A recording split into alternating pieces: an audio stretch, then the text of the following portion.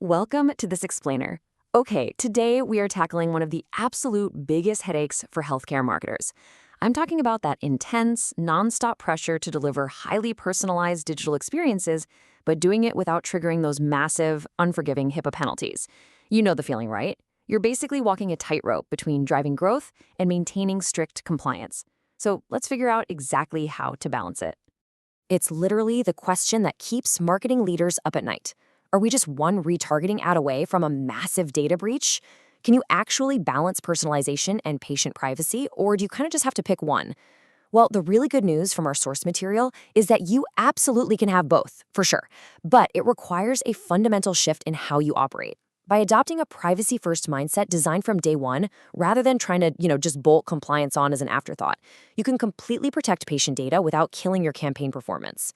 Okay, let's dive straight into this. We're going to deconstruct this complex topic into a highly actionable blueprint. We've got Section 1, the Healthcare Marketing Tightrope. Section 2, the Privacy-First MarTech Stack. Section 3, Automation Analytics and Ads. Section 4, Safely Navigating AI and Chatbots. And finally, Section 5, Earning Patient Trust. All right, Section 1, the Healthcare Marketing Tightrope. To actually fix this compliance problem, we first have to understand the specific rules of the game here. Because, look, what works perfectly fine in e-commerce can turn into an absolute legal disaster in healthcare. So the crucial point is understanding exactly what protected health information, or PHI, actually looks like in a marketing context. It's not just medical records or test results. In marketing, a violation often happens simply when a basic user identifier, like an IP address, a device ID, or an email, is combined with a health interest. Think about someone just visiting a specific treatment page on your website. That combination, that's PHI. And man, this is where the trouble really starts for a lot of teams. A lot of marketers think a simple, generic cookie banner acts as some kind of magic shield. Let me be clear, it doesn't. Accepting cookies does not equal HIPAA patient authorization. Not even close. Meanwhile, standard web tracking pixels are just quietly leaking this PHI to ad platforms right behind your back. And even if you get a vendor to sign a business associate agreement, or a BAA, well, it isn't a free pass. If the tool isn't configured with strict encryption and access controls, it doesn't matter. Without the right guardrails, you are secretly creating massive PHI violations. Moving on to Section 2, the Privacy-First MarTech Stack. So building a compliance stack doesn't actually begin with buying a bunch of new software. It begins with mapping exactly where your data flows. Once you map that out, you can group your technology into 3 distinct architectural layers, and this brilliantly illustrates that exact blueprint. First up, you have the non-PHI layer. These are your standard tools that never, ever touch sensitive data. Second is the de-identifying layer. These are platforms like customer data platforms that govern your data and actively strip away identifiers. And finally, the compliant layer. These are your heavy-duty encrypted systems that safely handle PHI under a strict BAA. The contrast here is honestly night and day. A generic MarTech stack might offer a super fast setup, sure, but it carries a terrifyingly high risk of impermissible disclosures because it just lumps behavioral data and identifiers all together. A HIPAA-compliant stack, on the other hand, definitely requires more upfront design effort and careful configuration. But that supreme safety, that is exactly what gives you the clear governance you need to scale up without constantly looking over your shoulder. All right, Section 3, Automation, Analytics, and Ads.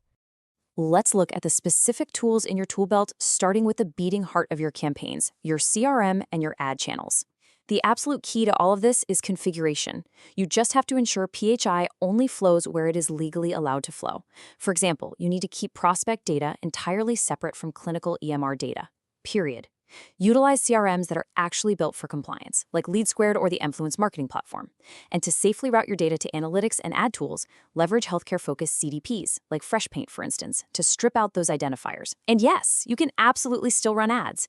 By using HIPAA-compliant demand-side platforms like Illumin, you simply change what you personalize on. So you're focusing on a user's lifecycle stage rather than their specific medical diagnosis.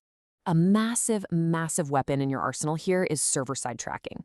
You can think of it like a strict bouncer at the door of your data club. Instead of sending data directly from a user's browser straight to an ad vendor, which, by the way, is exactly where the leaks happen, the traffic flows through your highly secure server first. Right there, identifiers are meticulously stripped or blocked before they ever reach third-party vendors. Combine that with robust analytics tools operating under a BAA, and you drastically reduce your risk. Next up, Section 4, Safely Navigating AI and Chatbots. Okay, we really have to talk about the elephant in the room here, AI. Look, it's incredibly powerful, but it introduces a terrifying new layer of compliance anxiety.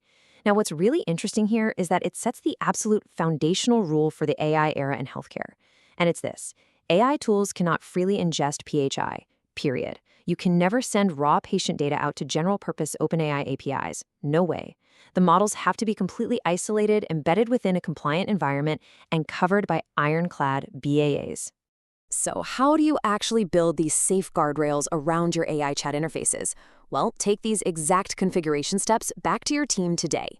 First, disable open text fields where users might accidentally overshare their medical history. Just turn them off. Second, set up workflows to route any sensitive inquiries straight to secure portals or a traditional phone call. Third, ensure your AI models are trained exclusively, and I mean exclusively, on de-identified data. And finally, utilize healthcare-ready vendors like SmartBot 360 that offer actual encryption and compliance right out of the box. And that brings us to Section 5, Earning Patient Trust.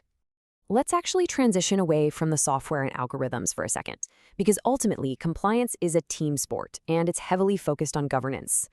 Trust really begins with the user experience. You need to treat patient consent as a highly trackable data object.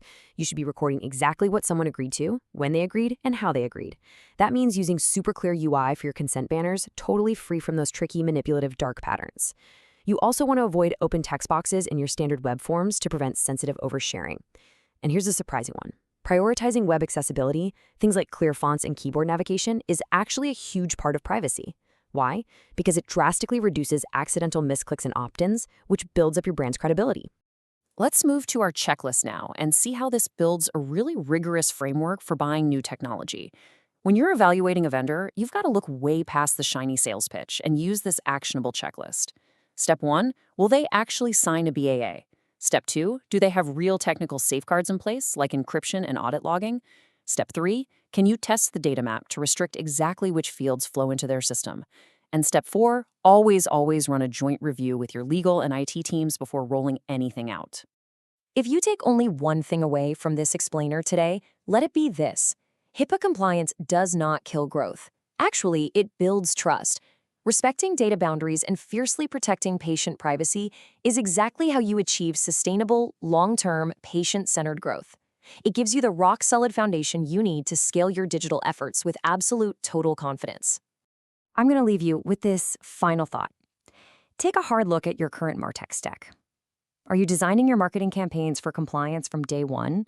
Or are you kind of just bolting it on at the end, crossing your fingers and hoping nothing breaks? It might just be time to pull out that data map and rethink your foundational approach. Thanks so much for joining me for this explainer, and we'll see you next time.